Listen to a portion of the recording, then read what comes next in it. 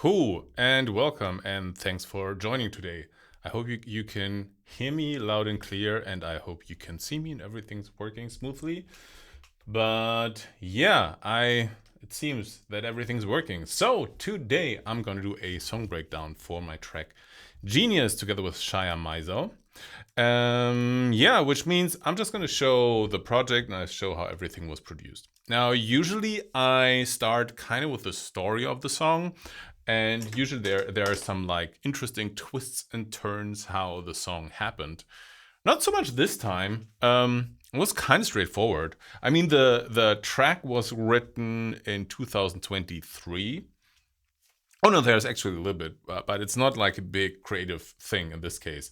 So the track was written in 2023, and then in 2024, around a year ago, I had this idea of like making some small videos, short form content for Instagram Reels and TikTok and stuff, with some unreleased songs that I really liked. So I posted a couple of those, and one was, I think it was number 5, if I recall correctly, number 5 or number 6, was the track that is now Genius. So for those who don't know, it's this one here. And yeah, and I posted it on TikTok and Shorts and Instagram. And Shia Miso, he actually reached out and he said, "Man, I absolutely love this. I would love to sing on it." I said, "Sure, that's a really cool idea because I always loved his voice." And I sent him the track. He did wrote a couple of melodies and lyrics himself, which I wasn't quite happy with.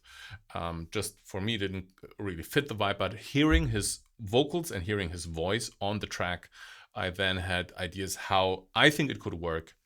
And then I wrote the song myself. So there was no like collaboration in the writing process this time. So I wrote the song, recorded it myself. Maybe I can find the version that I recorded and play it to you. It sounds kind of hilarious with my voice in this case. Yeah, and sent it to him, and then we had a recording session, which was also quite interesting. So the vocal recording session. Usually it's great to record vocals in the afternoon because the voice is just warming up throughout the day. It sounds really different. It sounds way more present usually in the afternoon than in the before noon. But he's in New York and I'm in Cyprus. So we have a 7-hour time difference. And he said he's going to start recording at 3 p.m., which is great, like I said, which is 10 p.m. for me. And he said, yeah, so he will probably record for 3 hours, yeah, before I would join the session. So he just wanted to do his own thing and then play it to me, and then I can go through it. So what we did is he recorded, but he live streamed the recording. There's software to do that, so I kind of could give him directions and tell if anything needs to be fixed. So that would be the start of the recording session. Was 1 a.m. for me, but then he took a little longer. It took him like 2 hours longer to fix his own stuff. So the recording session started for me at 3 a.m. in the morning and went until 7, 8 ish. So it was a really nice all-nighter, if you will. But yeah, I was so excited about the song that I felt absolutely not tired at all. In fact, after having the song finished, I was so hyped. I went home and my family was already awake again, and I just couldn't sleep. I just, was very, very hyped about the song. Yeah, and but the cool thing, what I like is, I think it's really cool when you can work. I mean, ideally, you work in the studio with the artist together, but if the artist is like halfway around the globe, I think it's cool to still have a streaming service that you could use to listen live, because what I really don't like so much is these feedback sessions where you get the recording and then you have to like write in an email and then it goes back and forth because it just takes forever, and I think it's really, really difficult to give feedback that way. So that was that was way fast, and that was way more effective. Yeah, and then I had the vocals. I just mixed everything. It was also the time when I just got this new studio here. So when I recorded the track, so I could mix it in a proper studio, which I personally can hear. I think my songs start to sound better just mixing and balancing wise than before. when I was just producing on headphones. Yeah, so anything in the chat? Yeah, the voice may be a little bit off. I think it's something with the streaming setup. I should fix it at some point, but yeah, I'm not gonna do this now. So we're gonna have a look at the production. Let's see, there we go. I must say the production is very straightforward. There's not a lot of crazy stuff in there. I think the most unique sound, and the thing that makes it unique, is the lead sound, this here,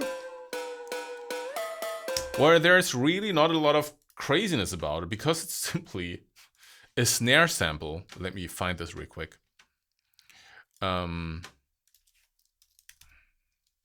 It's so there. Let me see. So it's from, I don't know how to pronounce his name, Umru. So it's a splice pack. So there are a bunch of snares in here. Let me turn this down a little bit. Kind of weird snares. Oh, and this one here. So it's this snare. And it's simply that snare.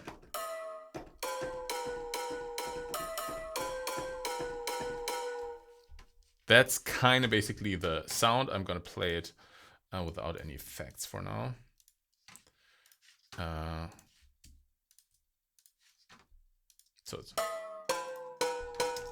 So that's this. Let me. I have a little pitch bend here. Just trying to make it a bit more interesting. So, and then I have what it's missing for me a little bit is, so I wanted to have it a little more like, little less noisy. So instead of removing the noise, I just added more substance to it with the synthesizer. So this is a self-made patch here, I think. It emulates a little bit this bell-ish sound. So it's a square sound, and it has a frequency modulation. If you turn this all the way up, it sounds like this. But it's just a little bit. If you remove it, it would sound like this. So it has a little bit of this frequency modulation, so it modulates the pitch of this oscillator here. And then just a little bit of reverb on it. And that's it. And those two mix together. So without, it sounds like this. And with, it has just a little bit more substance. So then it's a bit of EQ. Yeah, that's more, makes more sense. So this is without the additional synthesizer. And this is with. So it makes it a little less noisy, gives it a little bit more tone, if you will. So then a little, just more EQ. This is transient master. This brings up the sustain. So this is without. And this is with. Then distortion, more clipping, a little bit more of EQ. And that's the lead sound. What did we have here? So this was just yeah, this is to take a little bit out of the percussiveness of the sound. This is without. Oh, wait a second. This is without. This is with.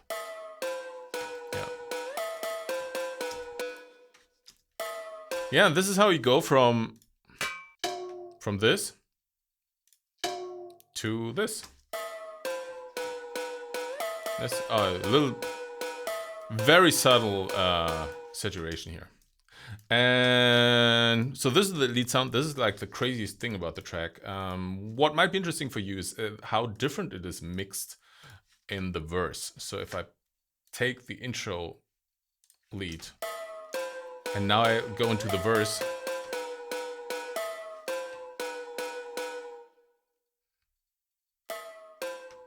You hear that it sounds quite different, right? So from here. way more present, more distortion, more sustain as well. So the mixing here is slightly different. You can see the EQ here is taken off. Oh, there's sidechain. This is interesting. So it's sidechain to the vocals. So if I turn on the vocals. Army. You have a knife, I have an army. Through sweat and blood, I'll take the crown. There's nothing you can do to stop me. Let me take this down here. So if I do more of that, it would be like this. Let me see. Army. Through sweat and blood, I'll take the crown. There's nothing you can do to stop me. Yeah, so you can not only sidechain signal to the kick drum, which is like typically when people talk about sidechain, what they mean is like the pumping effect with the 4 to the floor, but you can sidechain anything to anything and to everything. And so in this case, I use quite a bit of sidechaining in the mix these days. I simply sidechain the lead to the vocals, especially because the lead is it's proper lead sound. It's very aggressive, it's very punchy. I mean, it's a snare sound. And having it playing all the time, it would take away a lot of it would be hard for the vocals to cut through. So that's why I mixed them way more subtle in the verse and then had sidechain compression on the lead sound. Yeah, so that is the lead sound. What's this? Then this thing that I actually started the song with was not the lead sound. The very first thing I did were the drums. It's this here.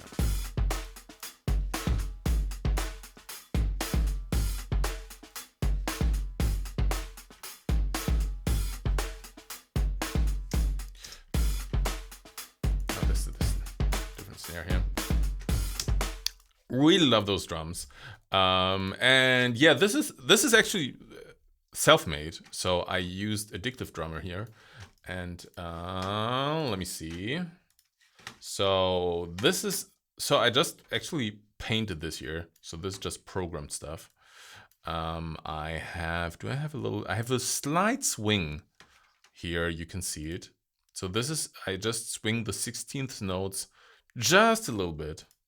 And yeah, just programmed this. What you can see is I muted the snare and put the snare on a different track here. So this is the Addictive Drummer again. Oops. So this is the snare, and this is all the rest. And I just spent a ton of time mixing and programming these here, because it's all done from scratch. This was basically kind of the most sound design I did on the track, other than the lead sound. So kick drum, and then the hi-hats, then the overheads, and all the EQing, compression. I tweaked this quite a bit. Oh no, this is the one. So these are only the overheads. This is together with the direct signal here. In the very end, I remember I changed the release of the kick drum. It sounded great on headphones, it sounded great on the studio speakers, but I played it in the car and I played it on like a boombox, and I realized the kick drum was too sustained a little bit. So that's cool here in Addictive Drummer. You can tweak it here. I don't want to go through too many details. There's nothing where I would say like, oh, this is a big takeaway for me. It was basically just trying out stuff and just tweaking it until it works. But that was the other big thing for me, like in the song, that kind of makes the song. I just added here a electronic snare.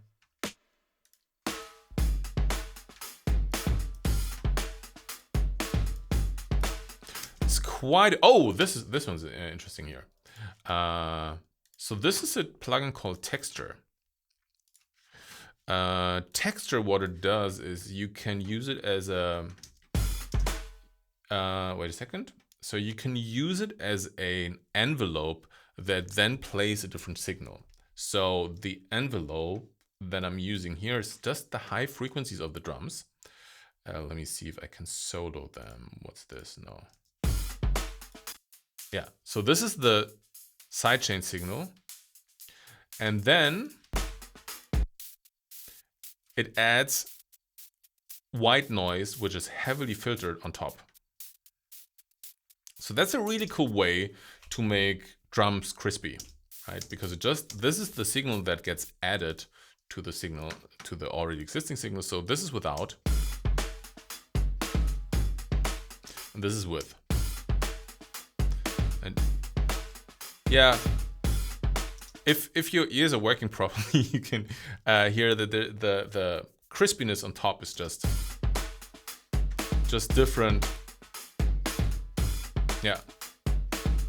And also what's cool is that this is stereo, so it's also very easy way to make it, yeah, have a, I don't know, it's a certain texture, like the name of the plugin that it gives, and that makes it also wide and crispy. Then we have a bit of multiband compression here. Wait a second. Some retro EQ, which I wouldn't use anymore. This was 2023 when I made this. That's fine. This is the EQ curve. This looks crazy, but this is because usually it would look like this. So added a little bit of low frequencies here. Removed a little bit of the boominess. A little more aggressive. Removing a little bit of the high frequencies. I think that's kind of to compensate for texture, because texture gives it a little bit too much high frequencies. So I took this out a little bit again. Sometimes over time I have like kind of contradicting plugins where like added a certain frequency and then later I kind of take out the same frequency again. But I don't care. Like it's not perfect, but it's just in the process that in the end so everything sounds good and I think okay, but in the end like I want to just pull out this frequency. So I just add another EQ maybe in the end and say like, okay, fix it there instead of going through the entire chain and see if I could earlier in the process take out the frequency. So I try to don't make it perfect, just make it work, basically is what I'm saying. Then we have a compressor here. So it's very subtle. It doesn't look subtle. Yeah. So if I turn this up, it would. What it does is basically this here. So this would be very heavy compression.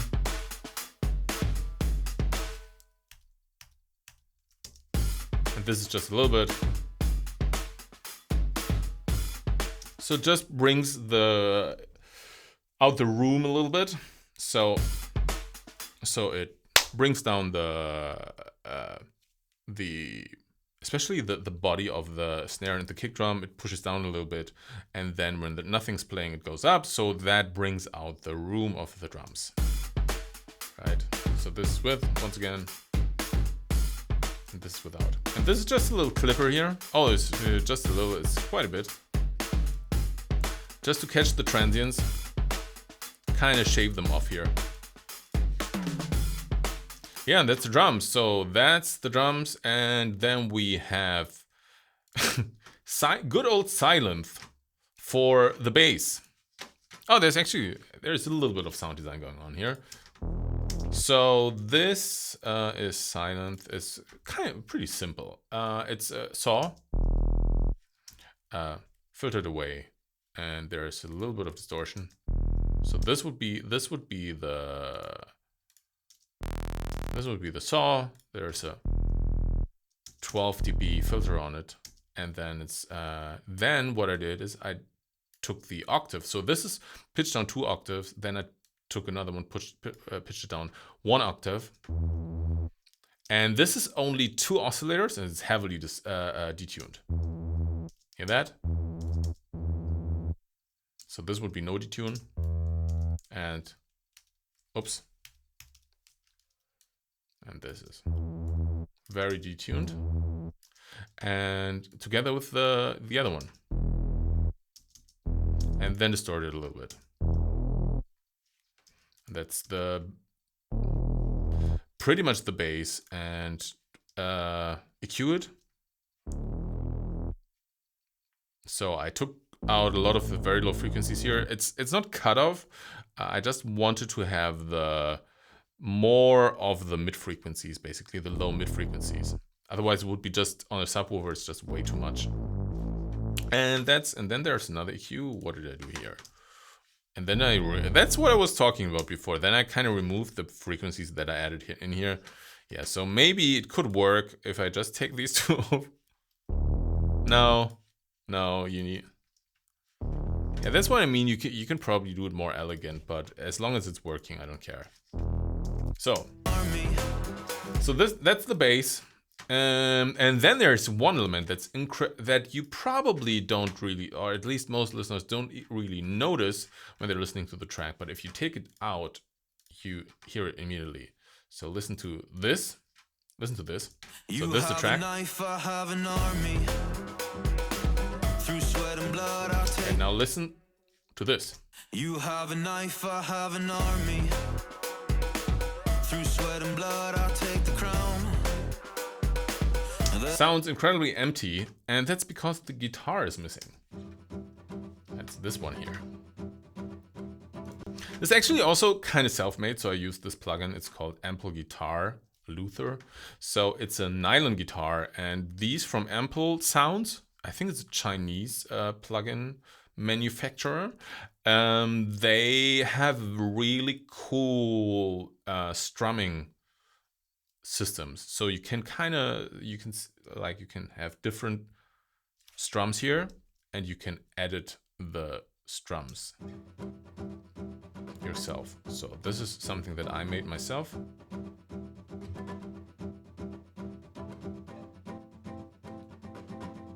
And what's also cool is that you can make it stereo. So where is it?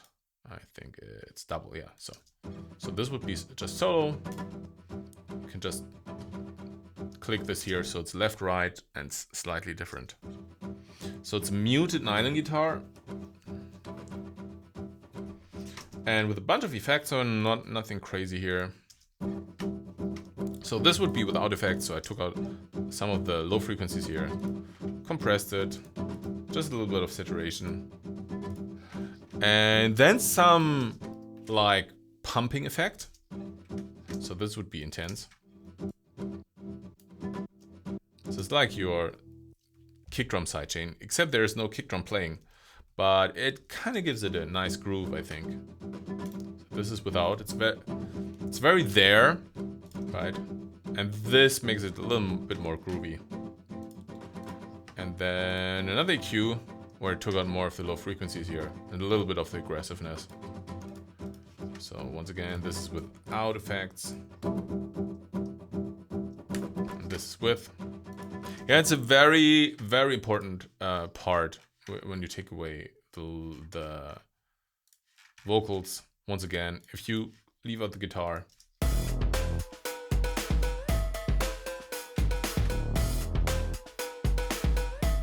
with guitar,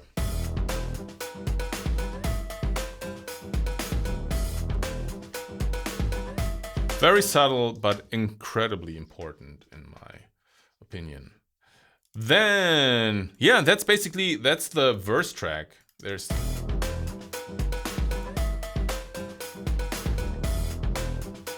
not that much going on.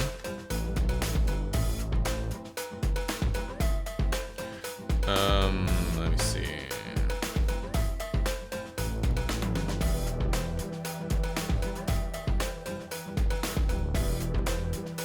So these here, I printed those, but this as well was, where are they? Lush chords. No, I printed them already. Vox Melody, Track Master, chords. No.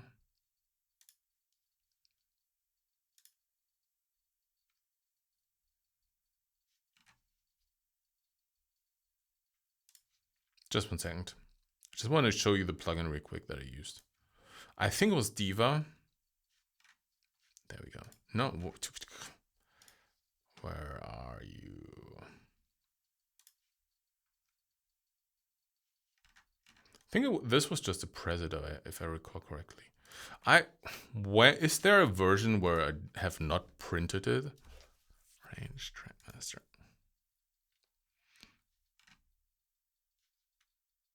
That's already printed. Have I?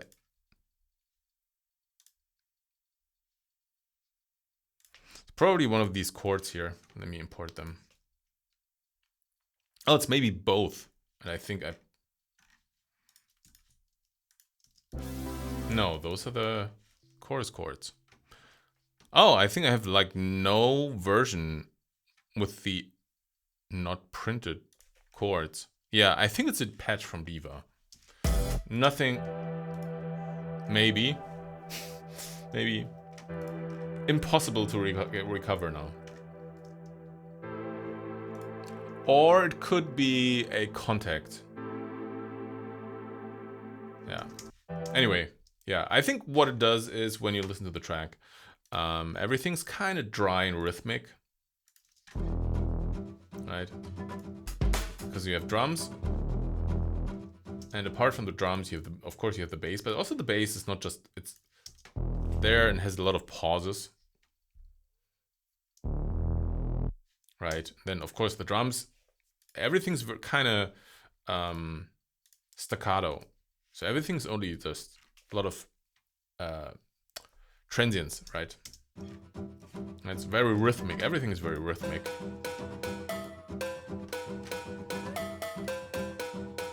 And then these chords come in, and they bring in some sustain.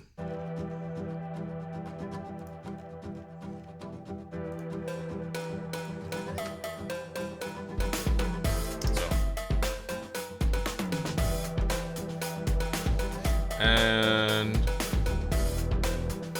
I think that's the reason why you notice them, because they're doing something completely different that no other instrument did before they came in. So I think that's generally an important thing. So you can either stack exactly on top of the already existing sounds, or you bring in something completely different, which is the case here.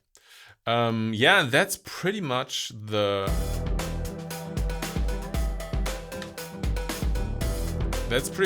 verses and the pre-chorus. Chord progression is super simple. It's just E minor and A minor, just going back and forth. And then the chorus comes, and what changes is the chord progression, because it goes to C major, D major, E minor. So it's different chord. And the guitar just goes on. Just does this. Also, the drums don't go too crazy. But what really changes is the bass because the bass before was kind of chopped up, right? As it did.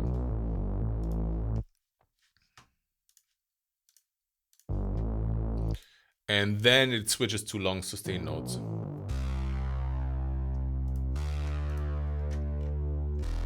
So that makes a huge difference.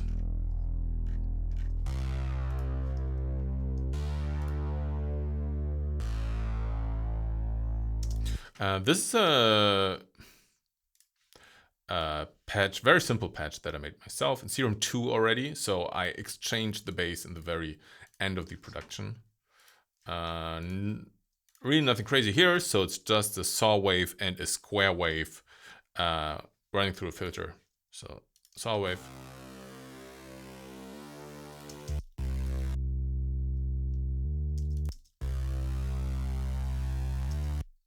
This goes through filter 2. This is only there. Wait a second.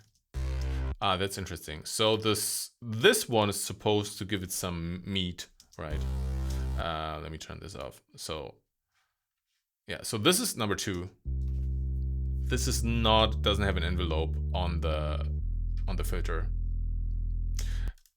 And this is also on not on unison as one, so it's just one in the middle. It's kind of like a sub oscillator, right? So this is just one in the middle, and then this one here is just spread out. So this is very stereo. And then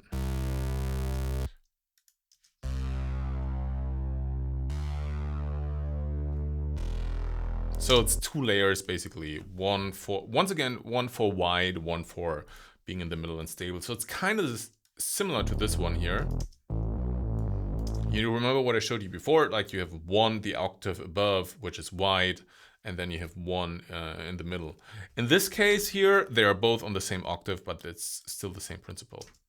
And then there's a filter, and I think this one here probably, yeah, this goes, so I kind of use this, the second oscillator, as a sub oscillator. So this one goes directly, it goes to direct output, and this one here goes into the main bus. So this goes into the effects.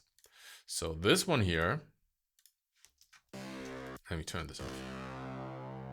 Okay. So this oscillator here goes through into these effects here. So the low frequencies get cut off, right? Because otherwise it would also have the low frequencies. The reason why I'm cutting out the low frequencies is because it's on unison. So you have 8 oscillators. So sometimes these would cancel each other out. So if you would look at only the bass frequencies, they would always change in level chaotically, because sometimes you have phase cancellation and sometimes you don't have phase cancellation. So the bass wouldn't be very stable. It would just fluctuate. So that's why I cut out the low frequencies. And then I have this flanger here, just to make it a little wider. And then since there's not a lot of low frequency going on, then I'm adding this oscillator here. Just that stable. You can see it here or here on the meter. You see this? It's just there. And this one here, you see that it's going up and down. So you want the bass to be there. So that's the bass sound. Then I have a little distortion on it, or saturation. And then it's sidechain compressed to the kick drum, I assume, yeah.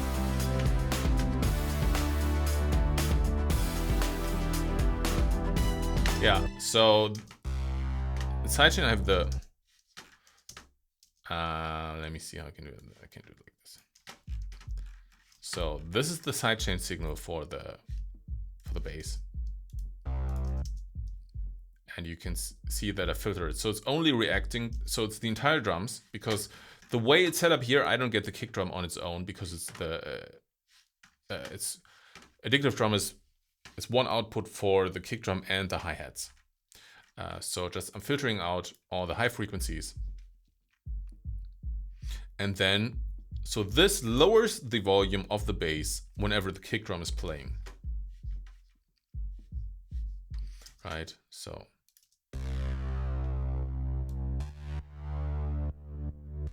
That's basically what it's doing. So that way the kick drum has more space to cut through.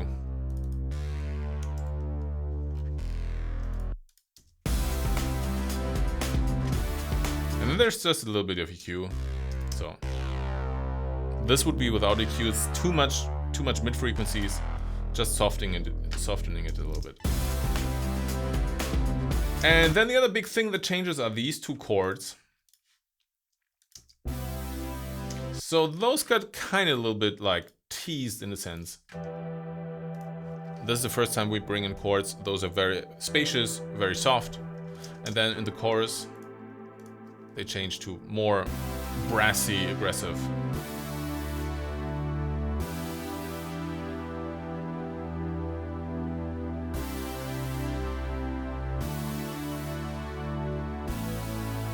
And this is a really cool plugin that I used here. I really like this one. Let me show you. Actually, I'm gonna show you both. This is the JD 800 from Roland. So this is the just imported the original. This one here, Mr. Brass. So it's emulating like 90s synthesizer. I think it's very realistic. I actually tried the original in 2000 or something. I remember being in a music store and trying out exactly this one. But it's not that I would remember it that well that I'm saying, yeah, it's exactly the same because it's been a while. But to me, it sounds authentic. And it has some very unique sounds in it. The brass here. And then it needed a little bit more, I don't know, a little bit more beef to it. A little bit more beef, meat, however you call it. I don't know. A little bit more substance. So this is Serum. Just a brass patch that I made myself. So it's just 32 saw oscillators. What I did, I took out the root frequencies. So it's basically a saw. But oh yeah, that's another thing that I could show you. I hope I get it right. So you have this.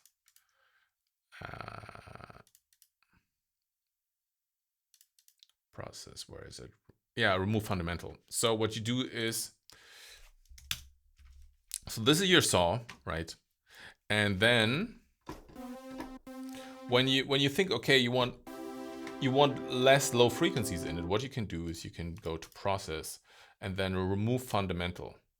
That's not what I thought it was. No, I think I did it slightly differently. This works as well. No, but that's too much. Then I don't know exactly. I somehow, sorry. So this is one way that works, but I think I obviously did it in a different way. Yeah, whatever. Yeah. So yeah, I don't recall exactly how I created this waveform, but nothing too crazy about it. Is it here? No. Anyway. So, but the way the waveform is shaped it's maybe it was a low cut filter that it doesn't have that much low frequencies in it, so you kind of don't have to EQ it that much. Anyway, and then it's 32 oscillators, so it's very wide, and then mixed with the other one.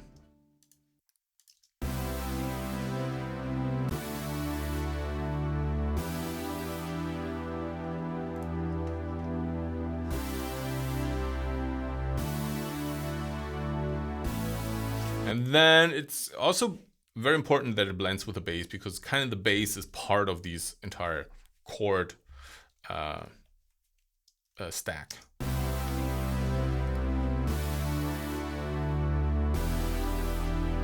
So the bass, so this part of the bass here with so this here. It's very important to support the brassiness of the rest of the brass.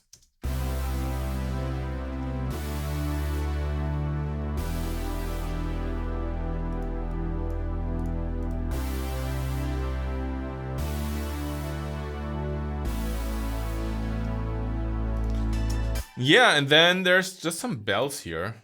This is just a preset. This is a crazy synthesizer. I can strongly recommend it. It's a Farfisa, which is like a very old electronic organ. And you can get the way it works, you can get some really crazy sounds out of it. And some sounds that I would say it's really hard to get it out of different synthesizers. And then I have this one here. Oh, this is Jupiter 8. So some retro synthesizers here.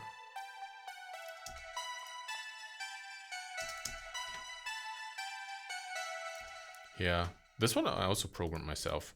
know, but it's very simple stuff. It's just saw oscillators with filters. On this one, as you can hear, a lot of delay, a lot of chorus and reverb on both, just so they can make a lot of space. So on percussive high sounds, it's very works very well to put a lot of reverb and a lot of delay on it, just because they have the space in between, so you can actually hear the reverb. If you have very aggressive sounds that have a lot of sustain, if you put reverb on it, the reverb, there's no space for you to hear the reverb. But with a sound like this, since there's, if you take this and you take out the reverb, you can hear there's a lot of space in between. And therefore, when you put reverb on it, you can clearly hear it. Same thing here. So this is without reverb. Put a lot of delay and reverb on it. Big space. Yeah.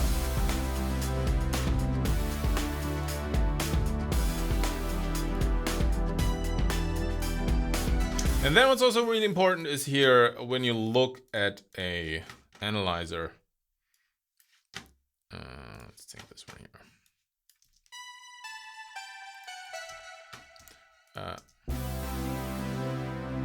So this is way more here,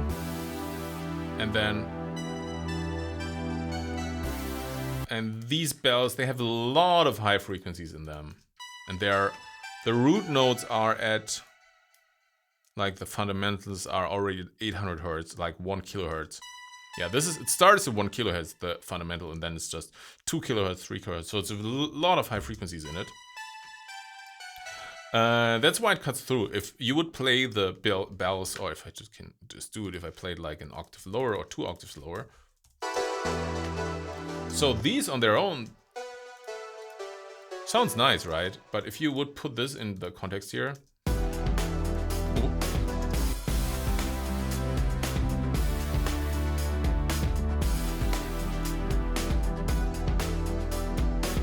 it just would not cut through. So yeah, choosing the right register, like the right octave range for a sound, I think is also really important. It just cuts through because it's so high. So the reason why I'm talking so much about this is, what I always say is, because I for myself struggled so long with proper mixing, like getting the sound right. And that's what a lot of producers in the beginning struggle with. And the point is, it's way easier to mix the song when the arrangement is done right. So if everything has its place in the arrangement, frequency-wise, mixing is really, really easy. And if things clash in the arrangement, not through the mixing, but it's arranged in a way, like, for example, if I would play the bells an octave lower or even 2 octaves lower, they would still sound great on their own, but they would clash with the brass, for example, frequency-wise. And then it's incredibly hard to mix around that. So arrangement, I think, in production is very, very important, and that's what really makes the sound, is the sounds you choose, and it's the way you arrange them. And then comes mixing, and then in the very, very end, you do a little bit of mastering, but it doesn't make the big difference anymore, because you already chose the right sounds in at the right place. Yeah, that's the chorus. Little arpeggiator here. This here. Just another Juno.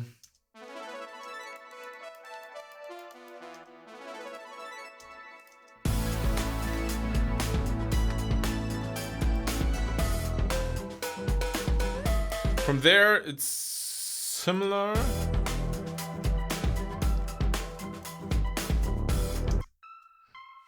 This repeats the main lead, so what's important is the lead goes away here. In the second verse, the lead is not playing anymore. Right. And then it gets teased a little bit again. Chorus, and then we have this one here.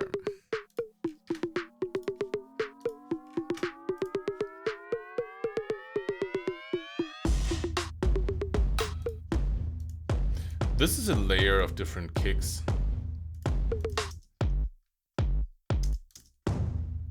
Just a huge tom, very electronic kick, and a very noisy kick. So noise, space, punch.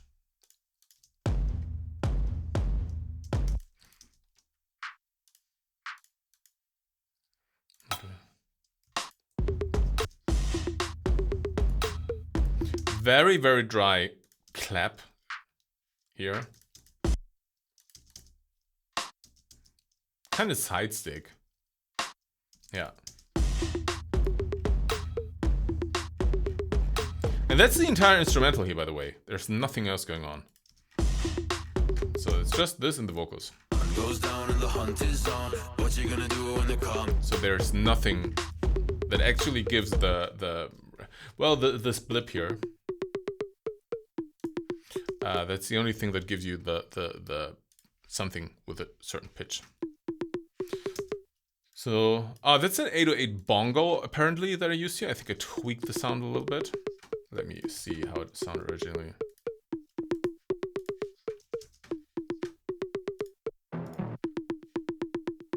Okay, I made it playable. I think I like the sound,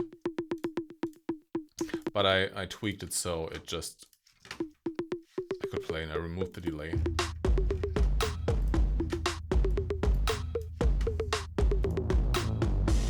Bass comes back.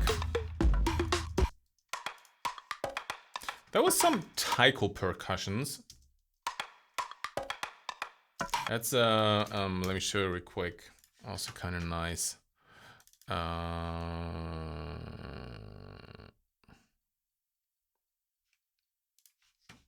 No. Taiko creator. Really nice stuff. So, where is it? There you go. Save. So these Japanese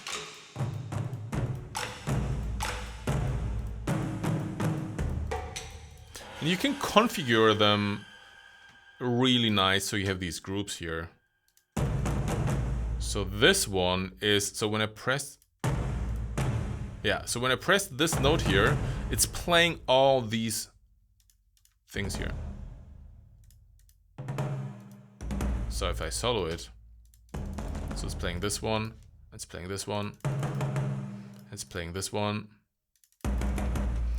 So it's all of this just with this note. Huge. It's the same thing for all the rest. It has these nice little sticks as well. And I think out of that, I built a couple of these things here. Yeah, I just took those side sticks. I just took one of those.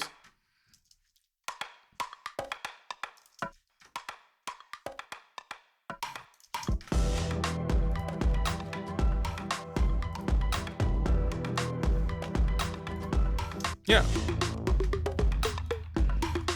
So, and that might be interesting. So it starts, it diverts to a completely different place. So this is completely different from anything that you have heard before. And then bass comes back. So here's an element that you already know suddenly. Okay, cool. I know the bass. Okay, this is lead sound again. And these chords, you already heard them before. You heard this lead before. So it goes to a different place and then slowly comes back to where we started from.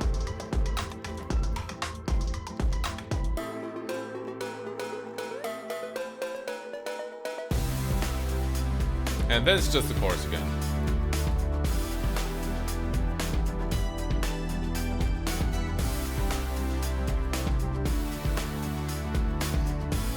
Yep.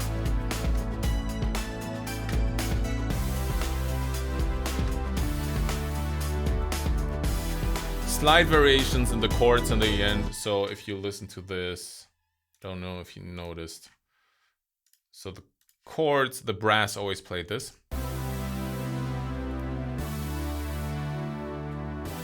So So the top is da da da, and then when it repeats here, it goes da da da.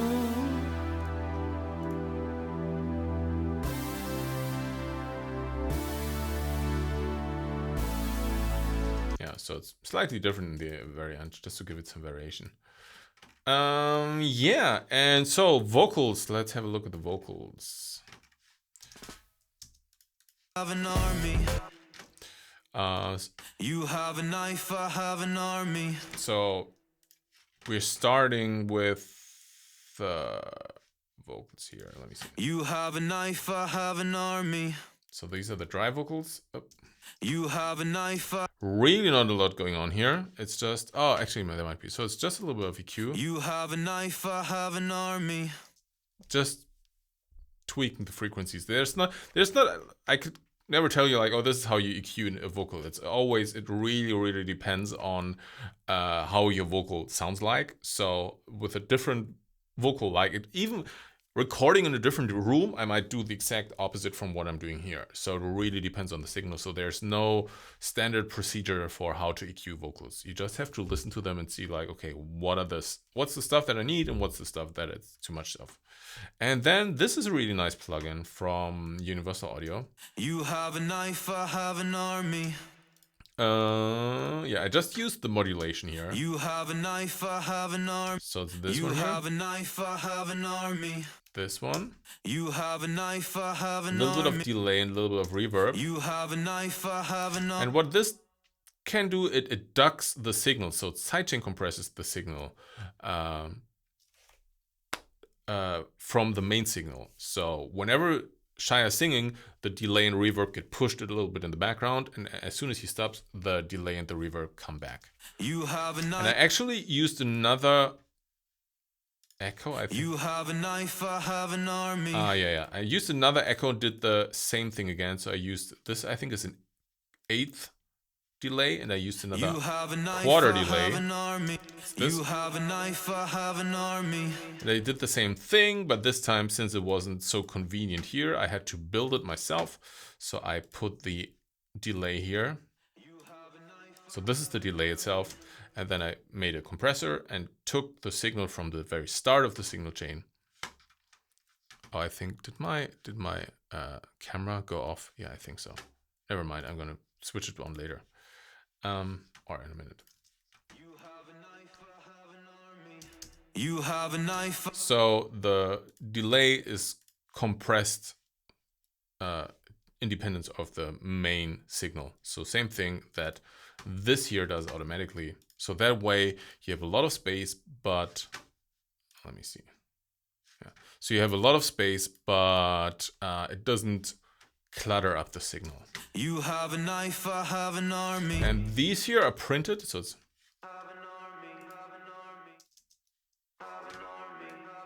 and you can see it's faded out here as soon as he starts to sing again, because otherwise you don't gain anything from the delay as soon as you start singing, and it just clutters up the signal once again. So an army. Through sweat and blood I'll take the crown. There's nothing you can do to stop me. I'm soaring high, you're going down. When you listen to it on its own, it sounds weird with the delay being cut out. But if I would take this here, so if we do it like this. Through sweat and blood I'll take the crown. All right, so now through sweat and blood I'll take. This sounds more natural when you listen to only the vocals. You have a knife, I have an army. Through sweat and blood I'll take. Just gets in the way, so that's why it's cut away. Army. Through sweat and blood I'll take the crown. There's nothing you can do to stop me. I'm soaring high, you're going down. Going down, going down, going down. And here, what do we have here? Oh, this is heavily distorted and filtered, so it sounds like. Going down, going down. This is kind of the clear full signal, but then it's going down, going down, going. There's quite a bit of distortion on it, and then sort of a telephonic cue on it.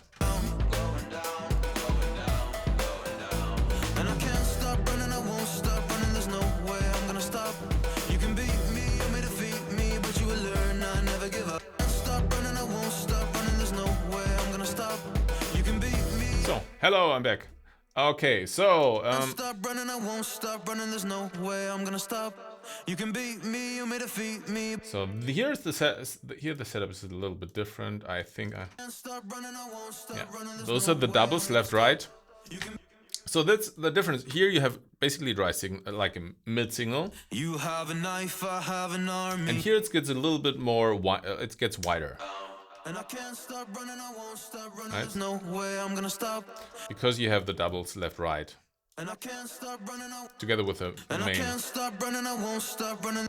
And I can't stop running. And other than that, there's not a lot going on. It's just the EQ again. So, And I can't stop running, I won't stop running, there's no way I'm gonna stop. You can beat me. this is interesting. And I can't stop running, I won't. Apparently, this was bothering me.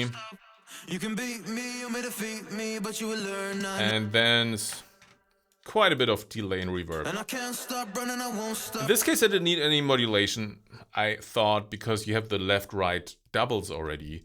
And if you add more modulation to that, then it gets a little bit too blurry. And I can't stop running, I won't stop running, there's no way I'm gonna stop. You can beat me, you may defeat me, but you will learn I never give up. When the pain comes, you run away, cause you were afraid that you're gonna fall. You're gonna fall, you're gonna fall. Just a lot of reverb on it. I'm walking through fire up the hill. It's meant to be. Forging a kingdom through. So this is just the main. I'm walking through. Oh, let me take off that. I'm walking through fire up. Sick vocal performance, absolutely crazy. Together with left, right. I'm walking through fire up. This is heavily auto-tuned, as you can hear, but I think it works well because it just kind of stabilizes the vocal in a sense. So the main is not so. It's not. I'm walking through fire up. Not that much auto-tune on it. I'm walking through fire up. You can hear quite a bit of distortion on it. I think they had it in the recording, which sounds cool in this case. And then it's I'm walking through fire. a bit of EQ. Up the hill. I'm walking through fire. Up the hill. It's meant to be. And then I used this one I'm here again. walking through fire up Yeah. the hill. It's meant to be. In this case, I even put modulation on it, delay and reverb. I'm walking through fire up the hill. It's meant to be. Quite a bit of reverb and quite a bit of delay. I think when you compare it to this here. Oh yeah, so here we didn't even have any reverb actually. And this here is a bigger reverb, as you can see here, and actually using a lot of the using the reverb. So it's way more like basically a wet signal than here. So it gets bigger and bigger, basically. That's what it's doing. You have a knife, I have an More in the middle, Can't stop running, I won't stop running. There's no way I'm gonna stop. more wide, more delay, Me, you made a feat. and now with a ton of reverb. I'm walking through fire up the hill. It's meant to be. Forging a kingdom through my will. While you live in a fantasy with the power of my will. Only the tagline then is, I think it's completely dry. With the power of my will. Does it? Yeah. With the power of my will. While you live in a So it's fantasy big and echo, and then with the power of my will.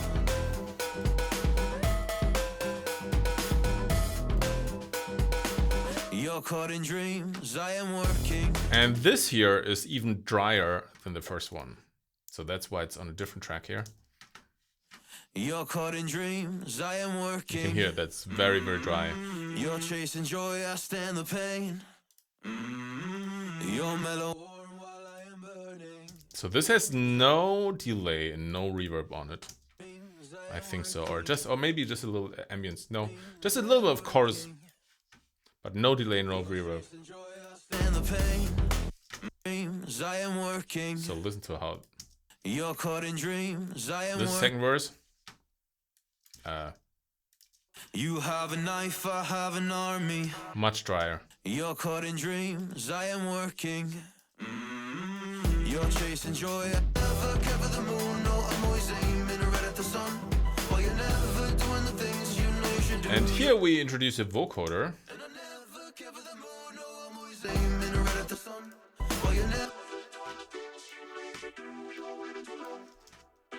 And also we recorded harmonies. Those took quite a while to record because just a lot of harmonies. While you're never doing the things you know you should do, you're waiting too long.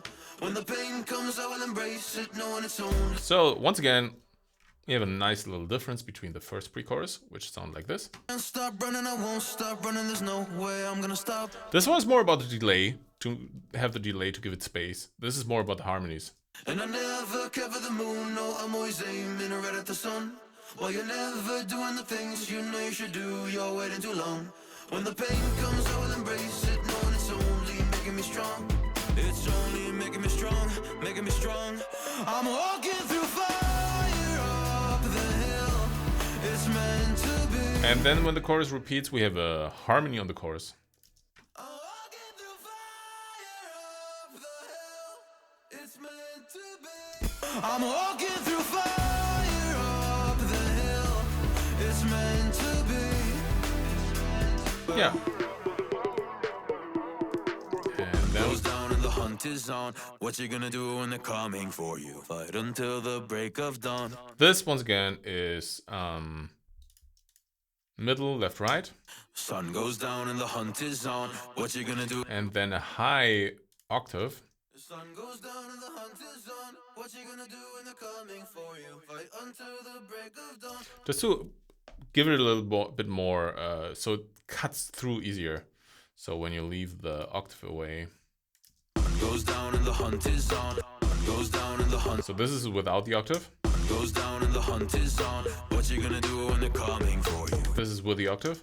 Goes down and the hunt is on. What you gonna do when they're coming for you? Fight until. Just has a little bit more edge to it. Do not resist, just come and follow. Follow me. So this kind of picks. This is basically the verse again, right? So it's, you have a knife, I have an army. Do not resist, just come and follow. Same melody, but this time Do not resist, just come and follow. with a harmony on top, which we didn't have before. We had just straight up the verse, and then we had the verse very dry with doubles, and now we have harmonies on the verse, and we also have this part with the chords, which also we didn't have before, like this here. Usually we had those chords, but we always had them in the pre-chorus. But now we kind of turned the verse into a pre-chorus. So that's some stuff that I really like to do. It's personally, that's my taste is like bring stuff back, but in a new context, because that way it feels like you know it already. It feels familiar, but also feels new at the same time. So you're not throwing too much new stuff at the listener, but also throwing enough new stuff at the listener so it keeps sounding interesting. How do you decide that? You always decide that by feeling. So it's not that I'm like making calculations, right? It's not mathematical. It's just an approach, and the decision is always an emotional decision. So if it feels right, it's great. I would also like do 10 different melodies if it feels right. It's great, or just do one melody if it feels right. It's great. But in this case, it felt right to bring back the melody again, but in a new context. There we go. Do not resist, just come and follow. Follow me. Quite a bit of reverb on it. Better today than tomorrow. Put down the These echoes, yeah, very loud compared. better today than tomorrow. Put down the slack, pick up the fight. We're walking through fire up the hill. It's meant to be. Forging a kingdom through our will, while they live in a fantasy. With the power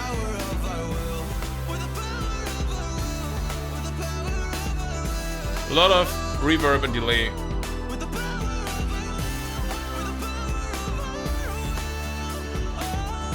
So these are just filtered actually. And a lot of reverb and delay. And then compressed after the reverb and the delay. Just to bring out the reverb and delay a lot. And then the last one here, this one is just completely dry. With the power of our will. Just dry. With the power of our will. And that's the song. So, ta-da. Oh, I have to fix this one here. Give me a second. There we go. If you have any questions, let me know. I'm looking at the chat right now.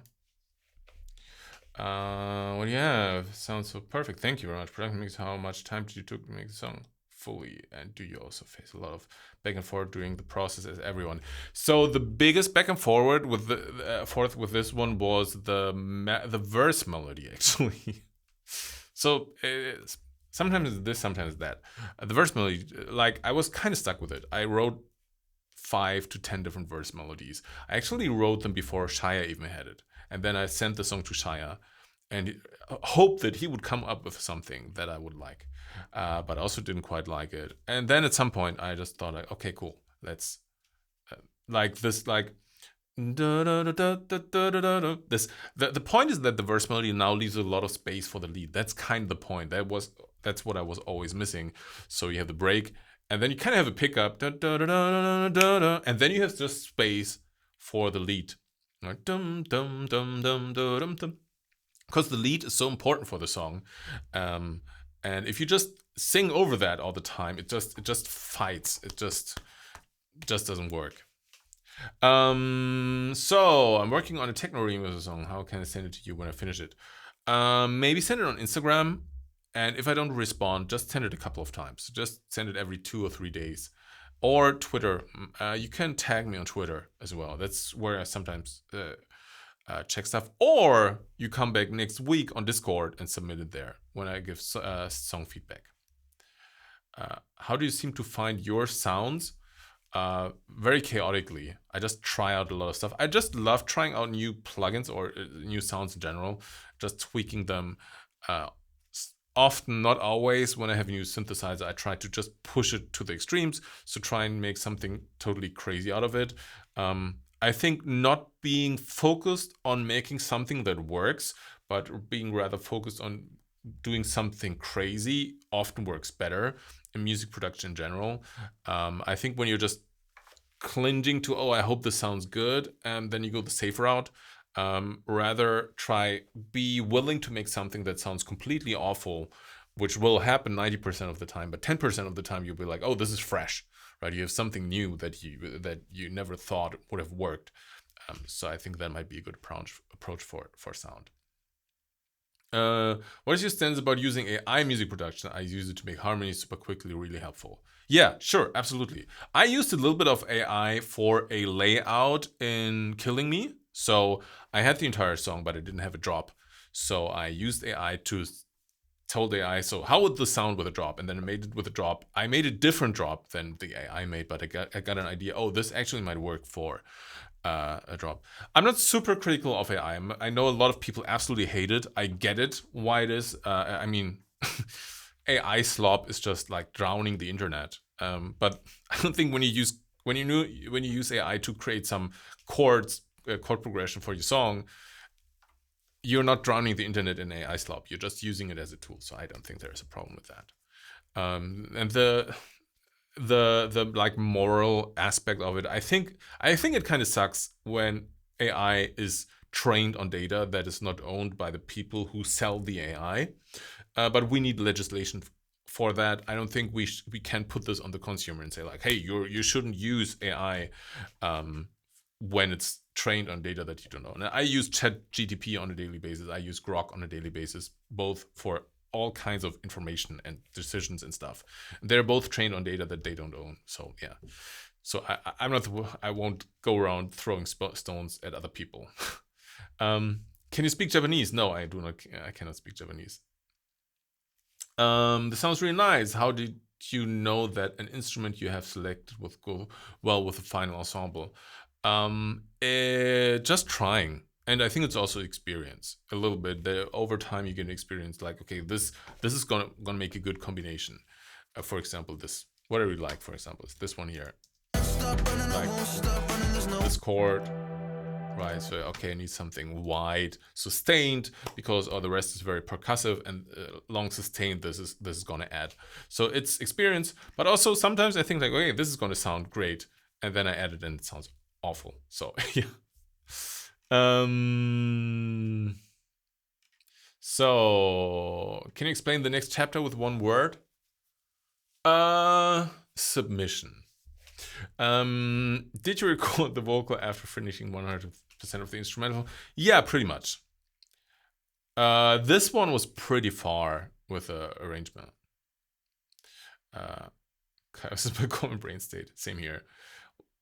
Why couldn't choose a genre for this track? What makes it difficult? Yeah, so usually I put the genre in the YouTube thumbnail, but I must say, whatever genre I thought I could put there, I thought it's wrong, right? Just saying it's like, some people say like the lead is kind of funk, but saying this is funk, absolutely not. Just plain pop also, I think it's not poppy enough to be just pop. Is it funk? Pop or something, like anything that I had in mind, I thought like it just doesn't work. Basically, I'm not very concerned about genres in general. I always say that I think as a creative, you should push the boundaries and then have other people try to figure out what it is. So I don't try, okay, this should be the genre. I just try to make something new, and then it's usually somewhere in an area of genres. But in this case, I just had no, like even a combination, like, I don't know, like orchestral trap or something that I had before just didn't work. So I thought, okay, that's just an unspecified genre. I just don't know. I just couldn't find anything where I say like, okay, this fits. I'm going to bed. Yeah. Have a good night. When someone wants to start making music, which DAW do you recommend and how should you start? I'm asking for a friend. I absolutely recommend Ableton Live, the one that I'm using right now. It's pretty easy to use actually compared to most other DAWs. For example, Cubase is way more complicated. I really like it. I think it works well for beginners. And there's a free trial. I think you could use it for 30 days or 60 days or something completely for free.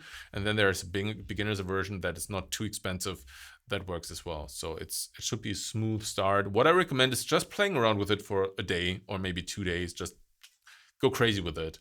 And then I would buy some online tutorials that have a structured way of introducing the DAW to you. So the platform that I used when I switched from Logic to Ableton Live, it's called Mac Pro Video. So like the Macintosh Mac Pro Video in one word.com, I think it is.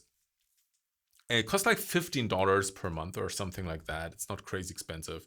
And for 12, and you get all the courses, and it's just like, hey, let's produce our first song in Ableton, and they walk you through every single step. So I think that's a good way to get started with producing music. Great you open about using AI. I started working for Audemy. We only use royalty-free models. No worries. What would be the best way to approach you to contest our AI vocal performance? Same thing. You could shoot me a message on Instagram or on Twitter. Usually works. Yeah, I think those two. Or just add me on Twitter. So do you work on multiple songs at once, or do you sit down and get one done before moving on to the next? Both? No, that doesn't make sense. No. So I have a couple of ideas usually where I think, okay, this is going to be this chapter, this is going to be that chapter, because I know what's going to happen in the story and the chapters. All that is done. What sometimes happens is that I think, okay, this is going to be like one chapter turns into 2 chapters, or the other way around. That happens sometimes. But generally the story is figured out. So then I do a lot of demos, and I think about certain chapters while doing the demos. And then at some point I think, okay, this chapter might work, like this song might work for this chapter, and this song might work for this chapter. And sometimes it works, sometimes it doesn't, sometimes I have to rework it. But then I usually sit down on one song and try to wrap it up. So because I have to just stay on the song until it's finished, because otherwise it's never going to be finished. And I tried to stick. So far, it worked. I tried to. So in the beginning of the year, I made myself a release schedule where I have like dates. Okay, I'm gonna put one song out here. I'm gonna put one song out there. Da da da da da. Throughout the entire year. And so far, I went with it. I successfully released the songs on the dates that I wrote down in the beginning of the year, because otherwise I just take way too much time, because I think, maybe I can still do it better, and then half a year is gone and I just didn't release anything. So I have to push myself a little bit out of the comfort zone.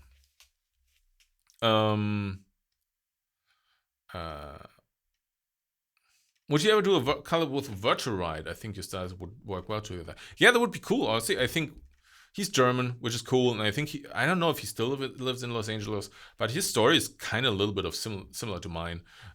Going from German to a music media school, then starting there, going to Los Angeles, working in the EDM scene in Los Angeles, or being part of the EDM scene in Los Angeles. So yeah, it would be nice. He's one of the guys that I never really had contact with. So many people at least texted or something, but not with him. So I think that would be fun. Do you think the Chais have progressed better since Out of the Rain? That's really hard to tell, because the performance is so different from song to song. So the performance of a singer is very much dependent on how well the song fits the singer. I think he sounds better here, but it could also be just because the song works better with him. So that's hard to tell, but I think it also doesn't matter, because he's just a freaking amazing singer. The genre should just be music, yeah. Can you play as a different version with Genius with different lyrics? Let me see if I have the one where I'm singing. Just embarrassing myself a little bit before I leave this.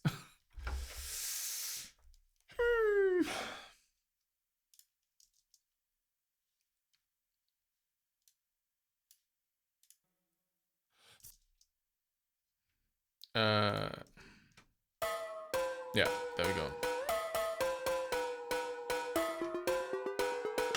You have a knife, I have an army.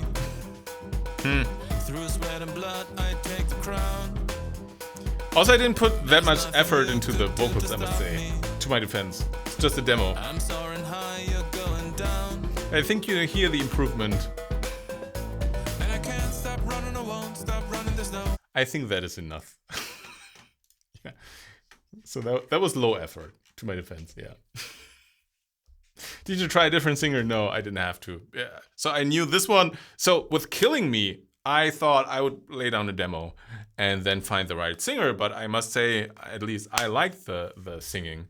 I just listened back to it and I was like, wait, this actually sounds good. Then I put more effort into it and rapped at the song. But this one, I know there's no way I can make this sound good at all, ever. My voice is just way too whimsical and not growly and raspy enough for this track. Yeah. So, cool. It's also similar to Shia Miso. I don't know, not so sure about that. Cool. How do you find your chords, or do you create the melody before you do? No, usually I have the chords before the melody. Most of the time I have the chords before the melody. Yeah, but it depends. There's no standard procedure for me. It's creative. This one I started with the drums. I really want to make some really outstanding drums. I had a template where I thought, okay, I want something in this direction. They ended up quite different, but I think I was able to get the energy from the template that I had. And so I spent 2 hours programming the drums and mixing the drums until I was like, yeah, cool, those are some really nice drums. And then the rest was pretty fast, actually. So started with the drums in this time. So it's always different. And I usually don't start with the drums. You really wish for a hang drum song? Man, Flavia, my daughter, she's playing hang drum like crazy now. She's so freaking really, really good. I might produce her as an artist. We will see. I really want to make a song with her where she's just playing hang drum and singing on it. Sounds so good. And I do not think it's just because I'm her dad. I might be biased, but I think it's really good. Cool. Can we please get a name for the next song? So it's not going to be the next song that's going to be released, but the next chapter, I think it's gonna be called "Give Myself to You." Yeah, collab with the Little Red. We will see. All right. That's it for today. Thank you all so much for joining. I hope you found it interesting. I'm gonna upload this to my YouTube vlog channel in the next couple of days, I think. Oh, tomorrow's the anniversary for the Discord server, so I think I will definitely be there tomorrow at some point and say hello. And Sunday is my birthday. I will not be on the Discord server on my birthday, just because I have a party going on. It's pretty crazy. It's going to be busy. So I think I'm going to go there on Monday for those. So I know sometimes people leave me a message and stuff. I love reading those, but I think I'm going to do this on Monday. Once again, thank you so much for joining today. Oh, next week we're going to have a song feedback session for those, if in case you missed it. So if you want feedback from me on your song, you can get my perspective on your song next week. It's not about me criticizing your song or like singing that it's a good song, it's a bad song. That's not the point. I'm just going to tell you what I would probably do different if I produced the song, so you get a new perspective on your song. So, where are we? Stop streaming. There we go. Thank you so much for. I'm not gonna say goodbye the same way as I did last week on Discord. A little insider. No, I'm just gonna say boo boo and see you next week. Boo boo.